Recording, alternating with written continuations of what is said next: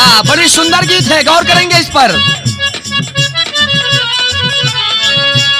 देख तेरे संसार की हालत क्या हो गई भगवान, कितना बदल गया इंसान, कितना बदल गया इंसान, कितना बदल गया इंसान। देख तेरे संसार की हालत क्या हो गई भगवान, कितना बदल गया इंसान, कितना बदल गया इंसान। एक लाइन और। भगवान की बनाई हुई चीज कोई बदला नहीं है, बदले हैं कौन? सूरज न बदला, चांद न बदला, ना बदला आसमान, कितना बदल गया इंसान, कितना बदल गया इंसान, कितना बदल गया इंसान। सूरज न बदला, चांद न बदला, ना बदला, क्या बात है, कितना बदल, कुछ नहीं बदला लेकिन लोग बदल जाते हैं।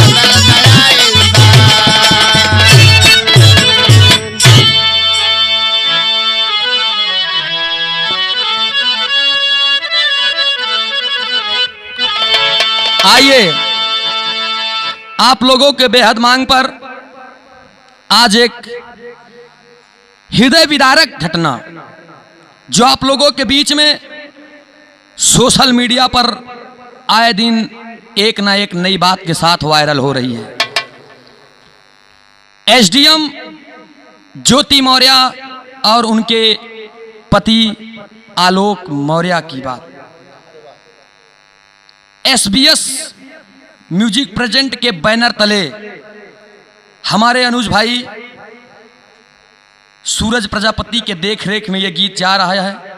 आप लोगों से विनम्र निवेदन बा, हाथ जोड़ के विनती बा कि जैसे हर गीत पे आप लोग प्यार दुलार बरसाया करते हैं, दिया करते हैं, वैसे हमारे इस गीत पर भी प्यार जरूर दीजिएगा। बहुत बहुत धन्यवाद।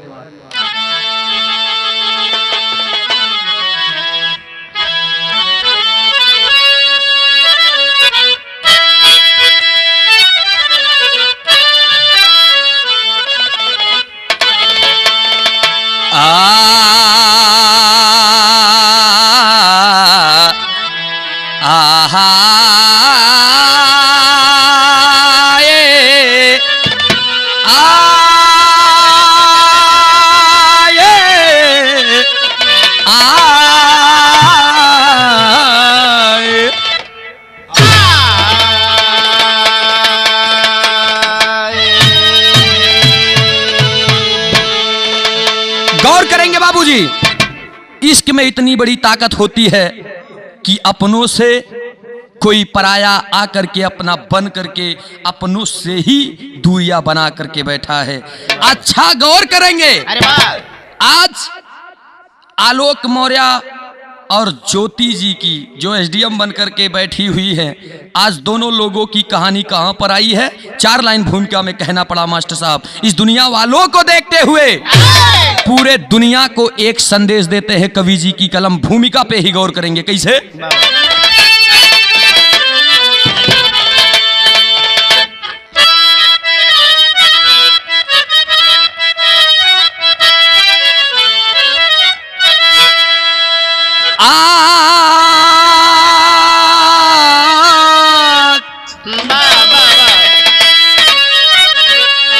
आज मानो तमानो समूह मोड़ ली, सभ्यता बन कफन भी दफन हो रहा, आबरू बिक रही धर्म तौला गया, आज ईमान का भी दहन हो रहा, आस भी टूट गया आज विश्वास का, प्रेम नफरत किलों में दहन हो रहा।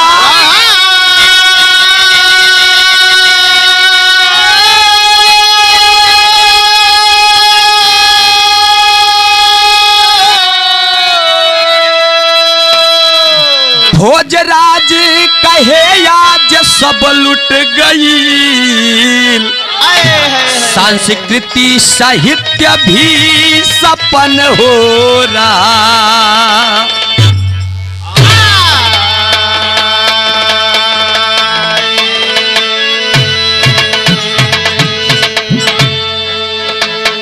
गौर करेंगे बाबूजी, परिवार में दोनों परिवार में खुशियां हैं, लेकिन आज जिला प्रयागराज के रहने वाले धूमनगंज के निवासी आलोक मौर्य से कहानी की शुरुआत होती है।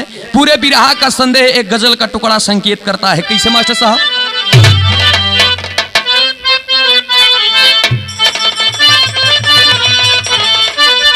यह गीता कि आए मुसाफिर भटकता है क्यों दर बदर, आए मुसाफिर भटकता है क्यों दर बदर, दोनों रहबर की आलम मदीने में है, आए मुसाफिर भटकता है क्यों दर बदर, दोनों रहबर की आलम मदीने में है,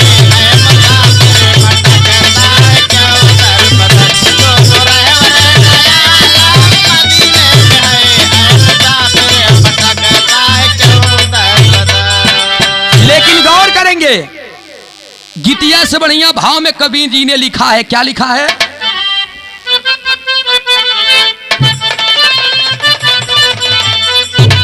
बारे मोहब्बत आए मोहब्बत, अरे ये मोहब्बत बड़ी बेवफा चीज है, ये मोहब्बत बड़ी बेवफा चीज है, ये मोहब्बत बड़ी बेवफा चीज है,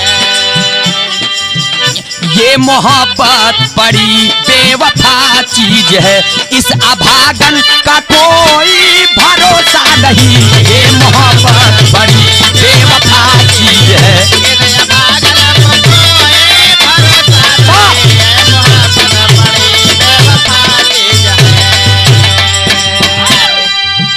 ये मोहब्बत बड़ी बेवफा चीज है, इस अभागन का कोई भरोसा नहीं, जिसके दिल में बसे उसी दिल को डसे,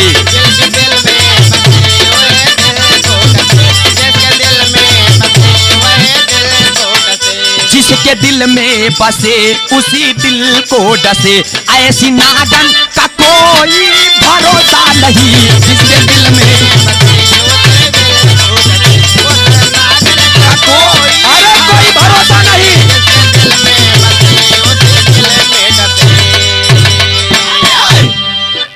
गौर करेंगे कहानी कैसन बा, कहां के बा, केवल 2 लाइन नजम में हमार पूरा फरिया जाई। आवा भैया तो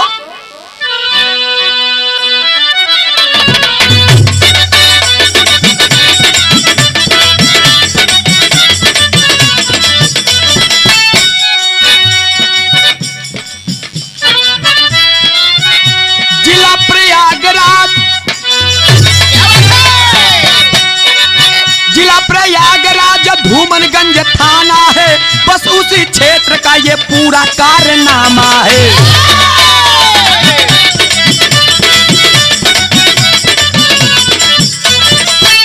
ए भैया घर वालों के साथ, घर वालों के साथ आलोक रहा करता था, दुख गरीबी का खूब सहा करता था,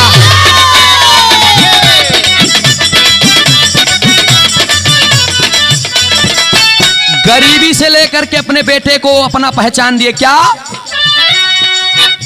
माता पिता ने अपने, माता पिता ने अपने बेटे को पहचान दिया, नौकरी पाकर आलोक जिले में नाम किया,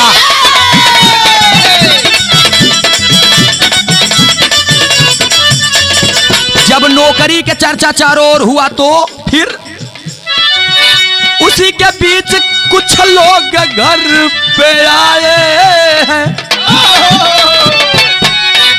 उसी के बीच में कुछ लोग घर पे आते हैं, शादी ज्योति मौर्य से हंस के रचाते हैं।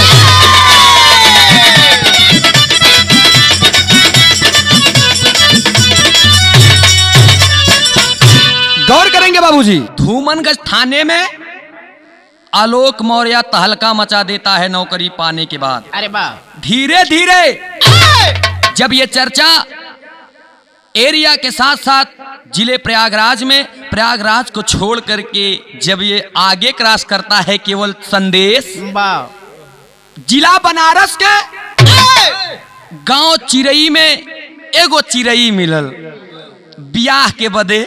कुछ लोगन जौने सुगिया जौने लड़की के नाम ज्योति मौर्य बतावल गई। आज ज्योति मौर्य के घर से कुछ लोग आते हैं, आलोक मौर्य को देखते हैं और पसंद कर लेते हैं। जब पसंद कर लेते हैं तो आलोक मौर्य भी जाते हैं। प्रेमी प्रेमिका तो पहले के हैं, ये सब प्यार ये दोनों आपस में करते थे। ये भी प्रमाण मिला है कि प्यार ये आपस में पहले से ही करते थे। और ज्योति ने आलोक को देख करके घर वालों से एक बात कहा कि बाबूजी, भैया हो, माई हो, जौने लड़का के तू लोग देख के अइला हा, जौने लड़का के नाम आलोक मौर्य बतावत है, वो आर्थिक मदद हमारी पहले से भी किया करता है और ये लड़का मुझे पसंद है। अरे वाह। जब लड़का पसंद है, हाँ के हाँ जब उधर से भी हो जाता है और हामी कार आलोक भी भरता है। खूबसूरत चेहरा के देख करके आलोक सोच रहा है अपने मन में, और अपने दिल में, उसके दिल में विकार क्या प्रकट होता है, मौसमी भाव बा। कजरी की लाइन मास्टर साहब, अरे बा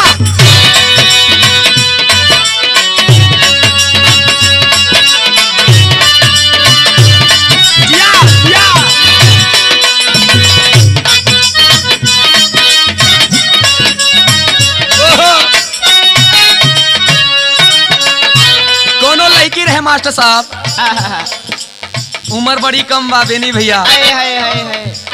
17 साल की उम्र में बाजार की रास्ता चली जा रही है। अरे वाह। 4-6 गो लड़का हुआ चाट खात हमें और देख करके कहते हैं कि आय है रे गोरी तू फुलझड़ी बाड़ू, पापा के परी बाड़ू। देख के जाते हैं करीब में और थोड़ा सा छेड़खानी करते हैं। तब लड़की का हाथ बका कहे,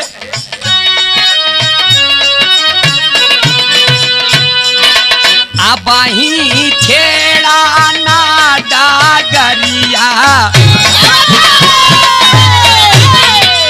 अबाही छेड़ा ना डागरिया, नरमायु मरिया हमारी, अबाही छेड़ा ना डागरिया, नरमायु मरिया हमारी, अबाही छेड़ा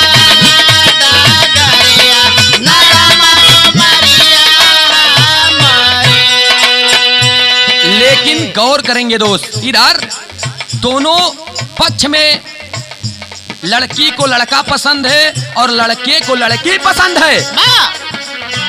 देख करके खूबसूरत फोटो ज्योति मौर्य के आलोक अपने दिल में सोचे थे कि क्या बात है, कितनी खूबसूरत है, कितना हसीनो पल होगा। यही से धीरे धीरे समय जब बीत गई, लेकर के बारात आलोक मौर्य अपने साथी के साथ आजा बाजा के साथ जा करके बनारस में जब धूमधाम से तहलका मचाना शुरू करता है, वरमाल के दौरान वही मंचवे पे खूबसूरत अदायकी और चेहरे को देख करके आज सोच रहा है मन में और कहता है क्या,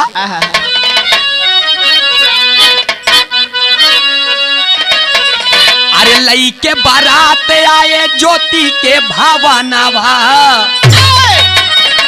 लई के बारात आए ज्योति के भावनावा, आलोक बन के सजनावा ना, लई के बारात आए ज्योति के भावनावा, आलोक बन के सजनावा ना, लई के बारात आए ज्योति के भावनावा, आलोक बन के सजनावा ना।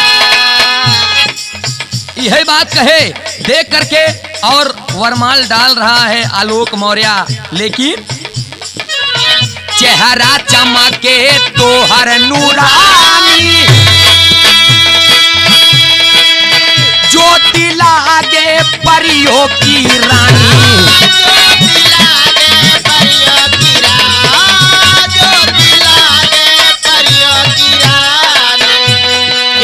भैया के ज्योति के कान में जब ये आवाज गई तो ज्योति भी देख करके मुस्कुरा देती है।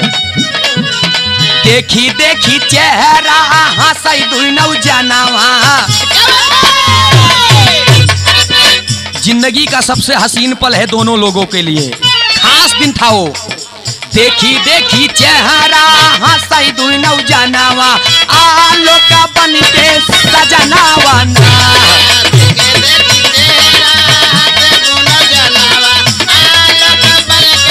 अरे जिया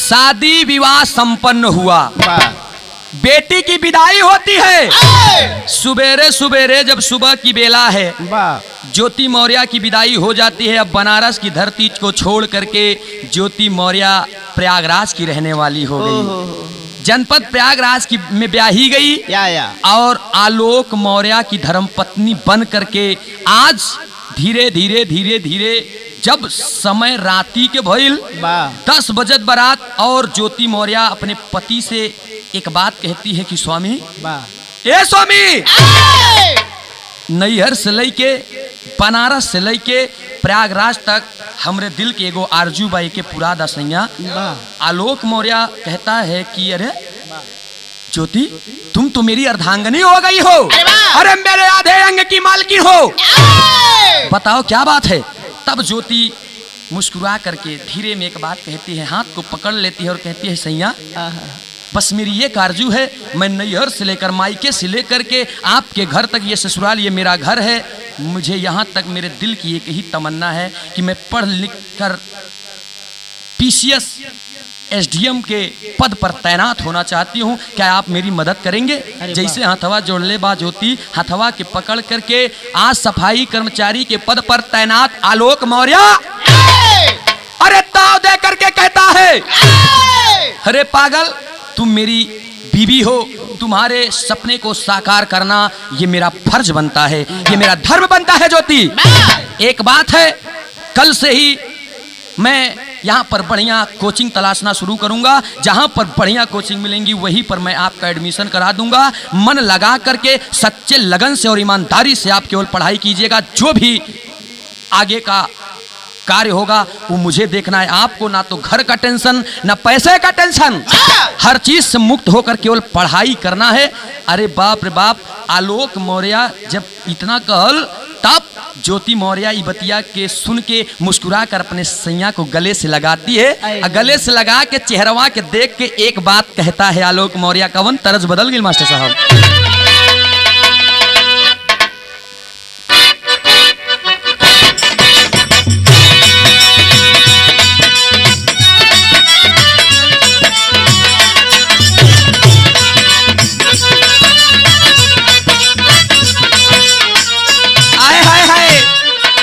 समल्ला की ज्योति मौर्य ही कहत हईन आलोक से ई बतिया पे, अरे पता रखू,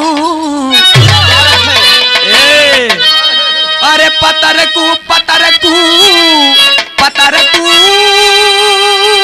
पता रखू, ए सैया, अरे पता रखू काहे जादुइया डाया, पता रखू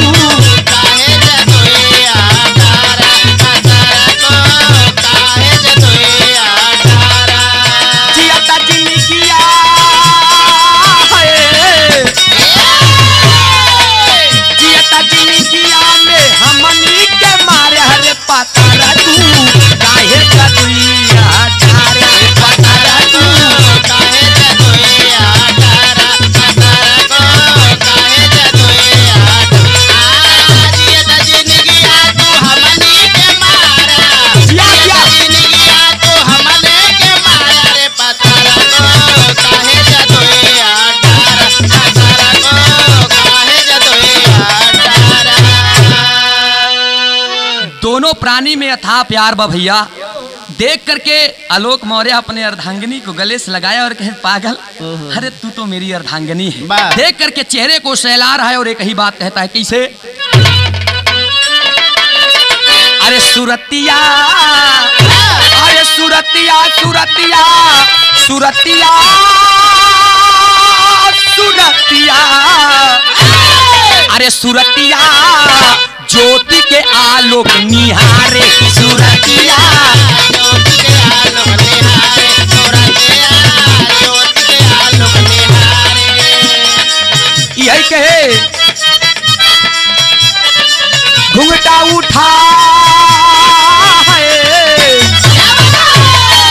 घुंघटा उठाए ज्योति अखिया जमारे, सुरतिया ज्योति के आलोक निहारे, सुरतिया ज्योति के आलोक निहारे, सुरतिया ज्योति के आलोक निहारे। घुंघटा उठा ज्योति अखिया के मारे, घुंघटा उठा ज्योति अखिया के मारे, सुरतिया ज्योति के आलोक निहारे। सुरतिया ज्योति आलोक निहारे। यही बात के साथ साथ तब ज्योति और आलोक दोनों साथ में विचार करते हैं और जीवन भर साथ रहने का वादा करते हैं। जब वादा को कह लिए, वादा कैले के बाद होत का बांतरे में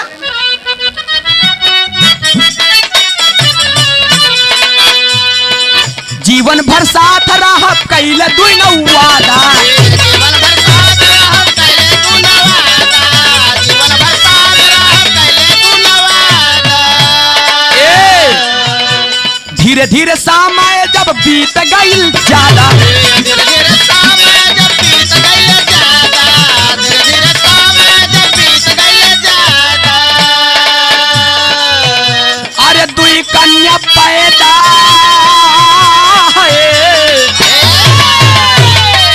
दुई कन्या पैदा भैली भीसई अंबर तारे, सुरतिया ज्योति के आलोक निहारे, सुरतिया ज्योति के आलोक निहारे, सुरतिया ज्योति के आलोक निहारे। घुंघटा उठा ज्योति अखिया के मारे, घुंघटा उठा ज्योति अखिया के मारे, सुरतिया आलोक ज्योति के निहारे, सुरतिया आलोक ज्योति के निहारे। ए भैया हो, दोनों लोग प्यार से जीवन यापन करने लगते हैं। जिला प्रयागराज के अंदर चारों तरफ दोनों प्राणी कुछ समय बीतता है। घूमने टहलने के बाद कोई भी कोचिंग उनको पसंद नहीं आई। एक कोचिंग जौने कोचिंग के लोग काउंसलिंग के नाम से जानते थे, वही कोचिंग में एडमिशन लेती है और मेहनत और लगन के साथ में पढ़ाई करना शुरू कर देती है ज्योति मौर्य। और पढ़ाई जब करना शुरू करती है, सफाई कर्मचारी के पद पर बैठा आलोक सोचने लगता है कि मेरे पत्नी के पढ़ाई में इतना पैसा लग रहा है, मेरे जो पेमेंट आते हैं, जो मेरा तनख्वाह होता है, उसमें तो मैं इसका फीस भी नहीं दे पाता हूँ। जब जब उसके ऊपर कमजोरी आई है, जब जब उसके ऊपर विपत्ति आई है, अपने भाई के पास फोन किया है, भाई मैं अपने बीबी को एसडीएम बनाना चाहता हूं और उसमें इतना खर्च आ रहा है, क्या आप मेरी मदद कर सकते हैं? भाई से जो हुआ तो हुआ।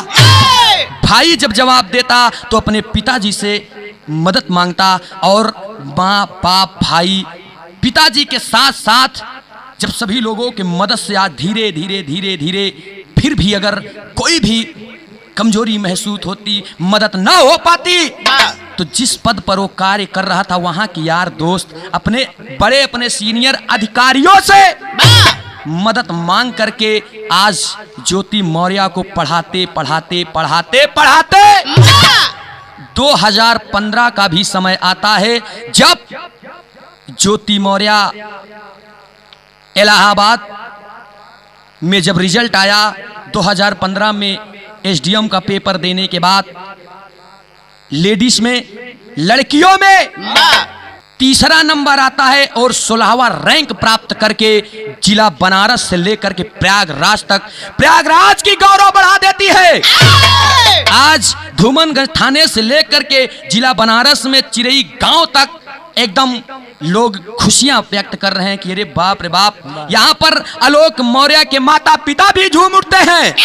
बार मेरी गौरव, बार मेरे हिंदुस्तान की बेटी आज अपने ससुराल का नाम ऊंचा कर दी है, और वहां पर माँ बाप भी मायके में झूम रहे हैं कि मेरी बेटी जो मेहनत, मेरी जो लगन दिल से करती थी, आज उसी का फल है। मेरी बेटी एसडीएम के पद पर तैनात है। अरे वाह, लेकिन ओकरे पहलवे भैया, अरे वाह, गोदिया में दूगो सुअन रहे, आहा। दोनों बिटिया, एक बिटिया के नाम हंसी और एक बिटिया के नाम खुशी। हंसी खुशी इसलिए रखा गया क्योंकि प्रमाण मिलता है कि दोनों बेटी जुड़ौरा ही पैदा भई रही। अब जब दोनों जुड़ौरा पैदा भइन तो कहन हंसी खुशी का दिन है, एक का नाम हंसी और एक का नाम खुशी। खुशी रखा गया दोनों बेटियों के साथ साथ। आज समय बीतत बा, कुछ समय दोनों बेटियां धीरे धीरे धीरे धीरे ये प्रमाण मिला कि आज की डेट में, आज के समय में 9 साल की वो बेटियां हो गई हैं। लेकिन 2015 के बाद कुछ दिन तक ज्योति मौर्य जो एसडीएम के पद पर तैनात हैं, हमारे जनपद प्रयागराज के तहसील सुराव में भी रह चुकी हैं, जिला कौशाम्बी में भी रह चुकी हैं, रायबरेली लखनऊ में तो रहा करती थी। लेकिन ये भैया हो, वही के बीच में समय तो बीत गया, समय बीतता चला जा रहा है, लेकिन वही के बीच में आज ज्योति मौर्य फोन को चलाते चलाते मोबाइल के जरिए फेसबुक मैसेंजर से एगो आदमी से मुलाकात हो गई, जौने आदमी के नाम मनीष दुबे बतावल गई।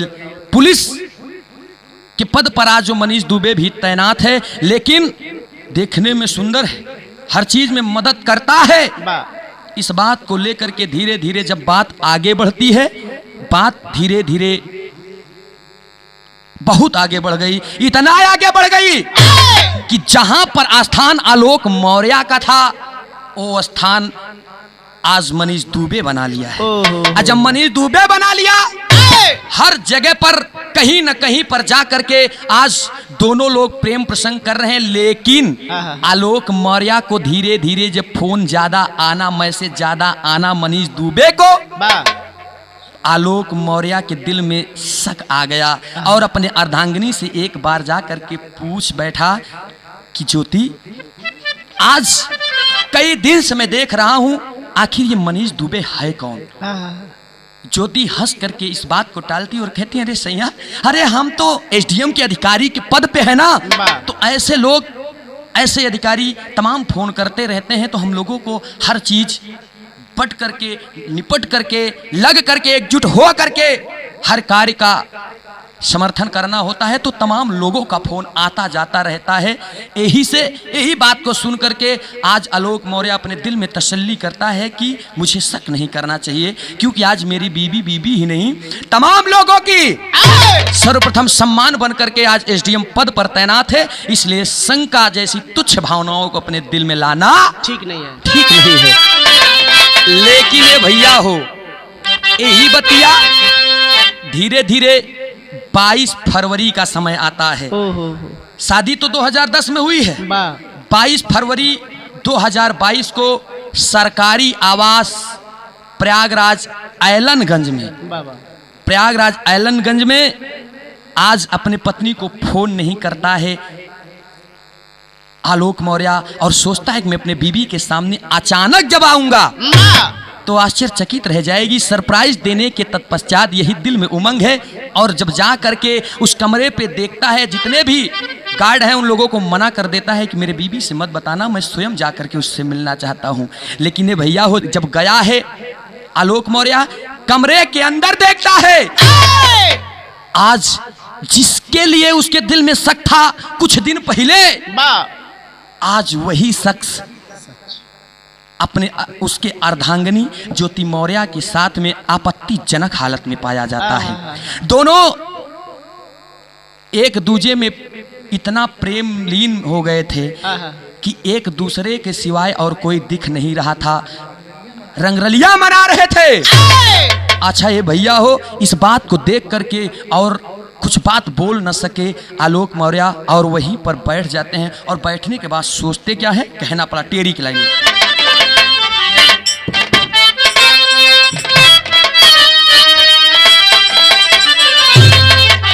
सपनों की महिला अटारी ढा गई, अरे सपनों की महिला अटारी,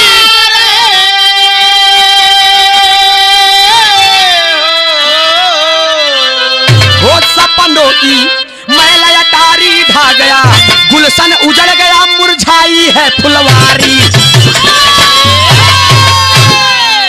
गुलशन उजड़ गया, अब मुरझाई फुलवारी, सपनों की महल अटारी ढा गई। रो रहा है आज, और रोते रोते सोच रहा है आलोक मौर्य कि मैंने अपनी अर्धांगिनी को इतना पढ़ाया लिखाया, कर्ज से सराबोर हो गया, मेरा एक एक पाल कर्ज में डूब गए। मैं अपने पत्नी के लिए अपने भाई से, अपने भाभी से, अपने माता से, अपने पिता से, अपने दोस्तों, अपने यारों, किसी से नहीं सोचा कि आखिर ये क्या सोचेंगे। मैंने कर्ज ले लेकर के आज अपने बीबी को एसडीएम बनाया, और आज मेरी बीबी मेरे पीठ पीछे ऐसा धोखा कमा रही है। इस बात को सोचते हुए आज अपने मन में सोच रहा है और करता है क्या,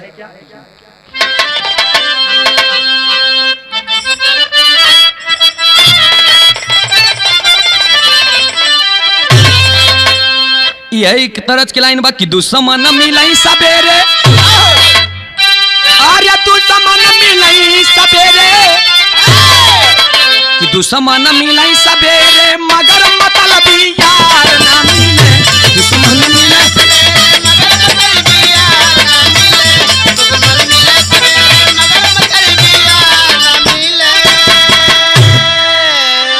तो दुश्मन मिलई सबेरे, अरे मगर मतलबी यार ना मिले। रणुआ रहा जन्म भर, सोच रहा है आज आलोक मौर्य भी, क्या हर लड़कियां ऐसी होती हैं कि रणुआ रहा जन्म भर, रणुआ रहा जन्म भर, लेकिन कर कसा नार ना मिले। रणुआ रहा जन्म भर,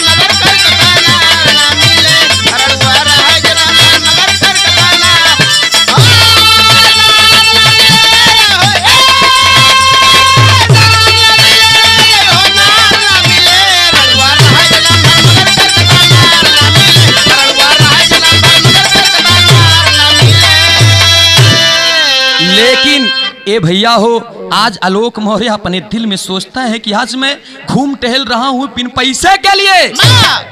सोचा तो था कि कर्ज मैं ले रहा हूं, मेरी बीबी पढ़ने लिखने में तेज है, जब एसडीएम बन जाएगी तो हर कर्ज से मैं मुक्ति पा लूंगा। लेकिन आज जो मेरी हालात है, ये रंगरलिया मना रही है। और मेरी क्या हालात है, कहता है, नौकर से भी बदतर, नौकर से भी बदतर जिंदगी अब हमार हो गई।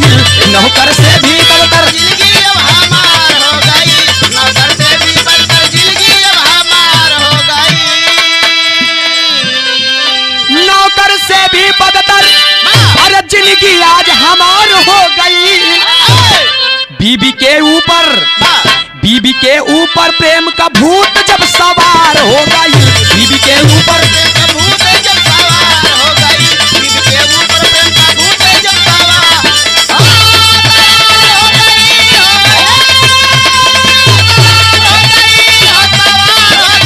बीबी के ऊपर जब से प्रेम का भूत सवार हो गई, बीबी के ऊपर प्रेम का भूत जब सवार हो गई। वही जगह पे आलोक मौर्य जब इस बात को देखता है, जब अपने आंखों से देख लेता है, अपने बीबी से पूछता है कि ज्योति, आखिर मुझ में कौन सी कमी थी। कुछ समय पहले मैंने पूछा था कि आखिर बताओ ये मनीष दुबे कौन लड़का है, कौन आदमी है, लेकिन आपने तो मुझसे ये कहा कि स्वामी हमारे पद पर कभी आप बैठ करके देखेंगे तो आपको पता चलेगा कि इतनी जिम्मेदारियां होती हैं। क्या यही जिम्मेदारी है जो मुझे देखने को मिल रहा है? मनीष दुबे पुलिस के पद पर तैनात है, ये मैं मानता हूं, लेकिन आखिर मुझ में कौन सी कमी थी जो आपने ऐसा कदम उठाया? और आपका ये प्रेम का जो रंगरलिया ये मना रही है काफी दिन से चल रहा है। जब मैंने पूछा था शक तो मुझे उसी समय हो गया था, लेकिन आपकी ये मधुर वाणी ने मुझे अपने में लिपटा करके रखा। मैं उस पर शक ना किया कि हो सकता है आप एसडीएम के पद पर हैं और आपके पास तमाम लोगों का फोन आता जाता रहता है, लेकिन आपने जो ये किया है अच्छा नहीं किया है। अब आपको आइंदा से सुधारना होगा। और मनीष दुबे एक बात जान लीजिए दोस्त, प्रेम से अगर कोई अलग करता है तो एक प्रेम अगर सच्चा प्रेम हो गया है तो प्रेम प्रेम से अलग नहीं हो सकता। यही से मनीष दुबे से जब दूरी बढ़ने का कारण ज्योति मौर्य सुन लेती है, तब अपने पति से कहती है कि चले जाओ मेरे रूम से, निकल जाओ मेरे आवाज से। कौन होते हैं तुम हमसे और मनीष दुबे को दूर करने वाले? अरे बाप रे बाप, जब ये बतिया के सुन ले आलोक पुनः वापस आता है, और जब पुनः आता है तब होत का मास्टर साहब एक दिन ज्योति मौर्य से गलती हो जाती है और फेसबुक का लॉगिन खुला रहता है। आए हाय रे, पा करके मौका आलोक मौर्य और फेसबुक से जितना फेसबुक मैसेंजर पर बातें हुई थी, जितना व्हाट्सएप पर बातें हुई थी, सभी का स्क्रीनशॉट लेकर के और रख लेता है। और जब स्क्रीनशॉट रख लेता है, जानकारी धीरे धीरे बढ़त बा। आजकल के एक एक बच्चा जानता है कैसे स्क्रीनशॉट लेना है, कहाँ मैसेंजर है, कहाँ फेसबुक है, कहाँ व्हाट्सएप है। व्हाट्सएप वेब को लोड करके, अच्छा खबर तो तमाम लोग दे रहे हैं कि हमारा फोन हैक कर लिया गया था, लेकिन भैया हो जानकारी जोन मिलल बा हम वह बतावत है। स्क्रीनशॉट रखने के बाद जब सारी बातें को जान करके आलोक मौर्य इनके खिलाफ कार्रवाई करना शुरू कर देता है, ज्योति मौर्य जान जाती है कि अब ये मेरे खिलाफ कार्रवाई करेगा और मनीष दुबे को छोड़ना भी नहीं चाहती है। और यही कहती है कि वो छोड़ देंगे कि नहीं छोड़ देंगे इससे आपसे मतलब नहीं है, लेकिन मैं आपके साथ में रहना नहीं चाहती। ए भैया हो, ई बतिया के जब आलोक मौर्य जानकारी लगावे बरे चल दिहलन त होत काबा पहुंचते हैं कहां पर? हुआ कर्जदार इतना, अरे बीबी के करनवा, अब पानी फिर गईले हमर टूटल बा सपना।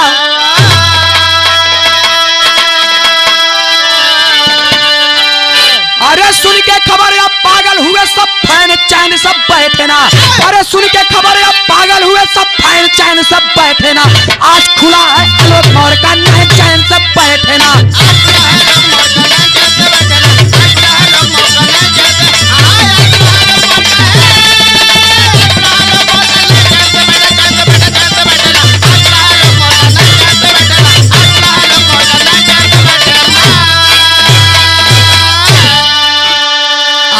मौर्य बता देता है कि एक दिन फेसबुक और इस समय वायरल वीडियो में भी आप लोग सुने होंगे, 22 दिसंबर 2022 को लखनऊ में मैरियर होटल में ये दोनों को रंगे हाथ पकड़ लिया था। लेकिन सबूत को मिटाने के लिए तमाम प्रकार की बातों को झेलते हुए आज आलोक मौर्य जब पूरी सीन अपने आंखों से देख रहा है, तब उसके पैरों तले से जमीन खिसक जाती है दोस्त। यही से वो कह रहा है कि हुआ कर्जदार में बीबी के करनवा, और पानी फिर गईल हमर टूट गईल सपनवा। ए भैया हो, जितना भी लोग वीडियो को देख रहे हैं सब एक कमेंट करते हैं कि ज्योति मौर्य ने जो हरकत की है, जो ये बेहयाई की है, इस कारण पर नौबत यहां तक आ जाएगी कि कोई भी अपने बेटियों को, अपने बीबियों को पढ़ाना नहीं चाहेगा। लेकिन मैं उन लोगों से एक सवाल, इस सवाल का मैं जवाब देना चाहूंगा कि हर बेटी ऐसा नहीं हो सकती। अगर एक औरत के कारण हर औरत को पढ़ाना आप बंद कर देंगे तो ये दुनिया आगे नहीं बढ़ पाएगी दोस्त। मैं एक ही बात कहना चाहता हूं कि आप पढ़ाई मत बंद कीजिए, संस्कार बदल देंगे अगर, तो हो सकता है वही बेटियां अब दोबारा कभी ज्योति मौर्य की तरफ कदम उठाएंगी नहीं, जैसे ज्योति मौर्य ने कर दिया। लेकिन तरह तरह के लोग बोलते हैं, मैं आपसे कहना चाहता हूं, जवन ज्योति मौर्य एसडीएम बन के आज एसडीएम के पद पर तैनात है, जो अपने आप को, अपने परिवार को ना संभाल सकी, तो कैसे जनता को संभालेगी? ये जनता का मुख है, जनता कुछ भी बोल सकती है। अगर फैसले में कहीं एक करवटोरी फैसला हुआ तो वहां की पब्लिक भी बोल सकती है कि तू ही ज्योति मौर्य हूं ना, जौन बढ़िया से कारनामा कैलू हा। लेकिन ये भैया हो आल्हा के लाइन में बतावल गई, ये आए हाय आहा हो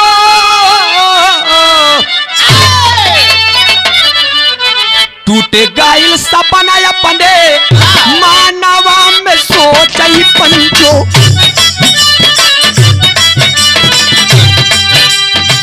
ज्योति मौर्या के कैसे मतिया गाइल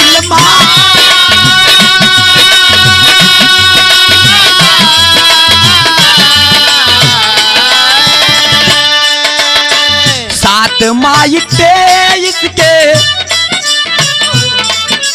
7 मई 2023 को, यही 7 मई 2023 को अपने पति के खिलाफ यही ज्योति मौर्य धूमनगंज थाने में जा करके FIR दर्ज करवाती है। अब कौन FIR दर्ज करो ले बा?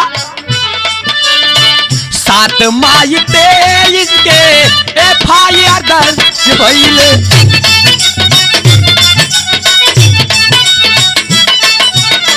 पति संगवा में अपने कैले दुर्व्यवहार,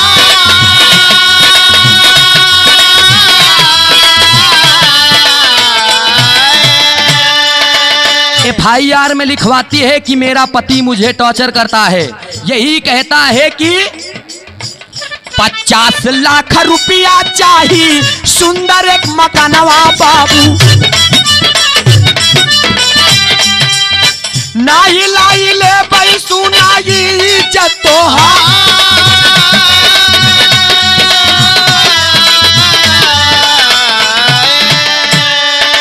मीडिया के सामने आकर के ज्योति मौर्य जो SDM पद पर तैनात है ये कहती है क्या? धोखावा में होई गईले शादी के रचनवा बाबू,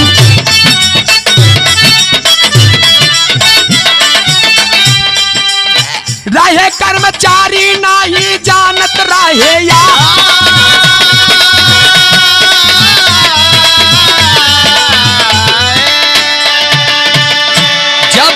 पूरे बात का खुलासा होता है तब ज्योति मौर्य कहती है कि मेरी शादी भी धोखे से हुई थी।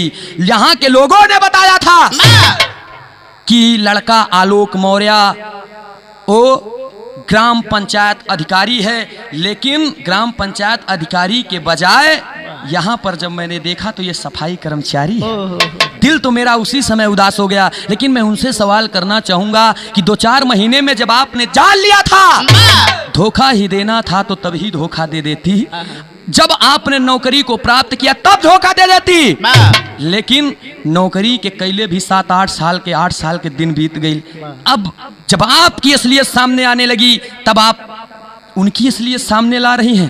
कहना पड़ा कैसे, और मामला धीरे धीरे आलोक मौर्य ले जा करके इस मामले का जानकारी लेने के लिए, जानकारी करने के लिए DG होमगार्ड BK मौर्य के हाथ में सौंप देते हैं कि इस पूरे मामले की जानकारी आपको करना होगा।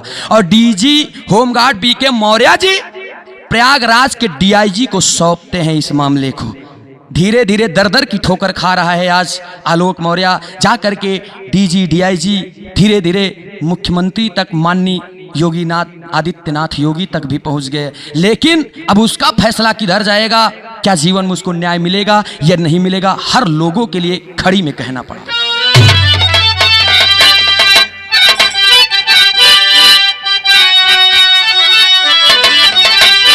अरे ऐसी विशैली नारी से रहिया पेराया मितवा, भले जीवन में दुख खूब उठाया मितवा,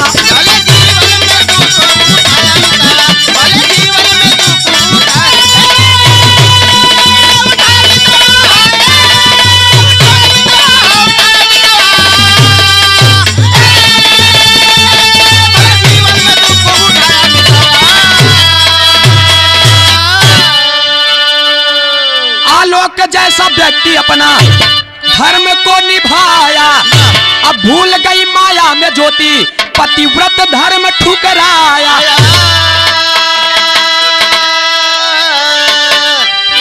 हर पत्नी को आलोक मौर्य जैसे पति मिलना चाहिए दोस्त। उनके सपने को पूर्ण किया, लेकिन आज सपने को हकीकत में देख करके रुतबा रौनक के साथ साथ ज्योति मौर्य भी बदल गई। होना क्या पड़ा दे।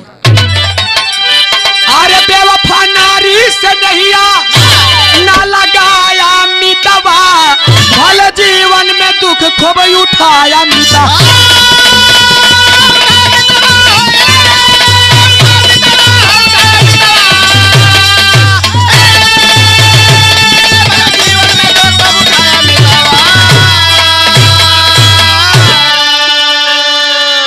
हर इंसान से मेरा यही कहना है दोस्त, काहे कि हमारे आजा बाबा पूर्वजों से कहावत चली आ रही है कि तिरिया चरित्र दैयो न जाने,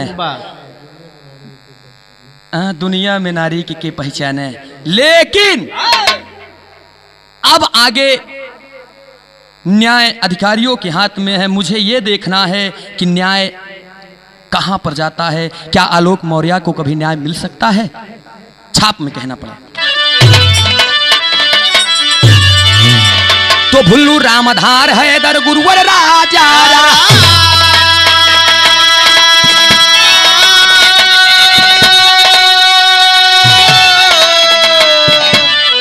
अरे विमल कबीर भोजराज के साथ पवन थे राधे श्याम हो।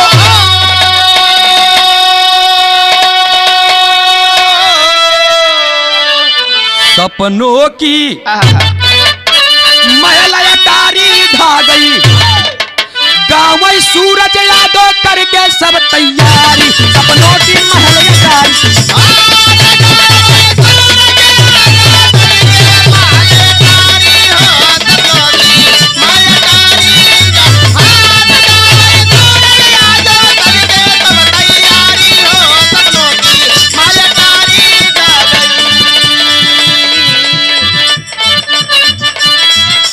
बाबा।